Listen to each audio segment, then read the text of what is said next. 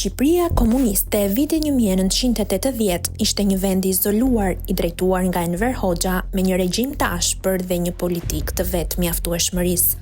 Gazetari turk Mehmet Biber, në një reportazh për National Geographic, përshkruan këtë realitet të mbyllur për botën. Në qytetin e Shkodrës, një tabel propagandistike deklaronte: "Të realizojmë të gjitha detyrat dhe të shkatrojmë bllokadën." Shqipëria nuk kishte aleat dhe mbante marrëdhënie të tensionuara me fshinjët.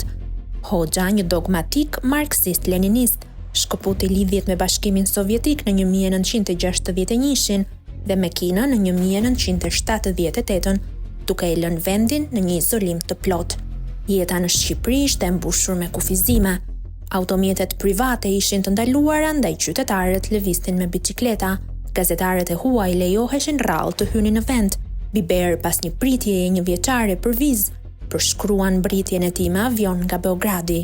Pamja nga lart e Shqipërisë kujtonte një vit të dhëmbëzuar malesh, ndërsa toka e ashpër përshkruhej si një nga më të egrat në Ballkan. Në Tiranë, sheshi Skënderbej ishte qendra e jetës qytetare. Pallati i Kulturës, një ndërtesë nisur nga sovjetikët dhe përfunduar nga shqiptarët pas prishjes së marrëdhënieve, ishte simboli pavarësisë ideologjike të vendit. Në qytet, mungesa e makinave krijonte një peizazh të pazakont, me një policë trafiku që rregullonte një rrugë pothuajse pa makina. Propaganda ishte kudo.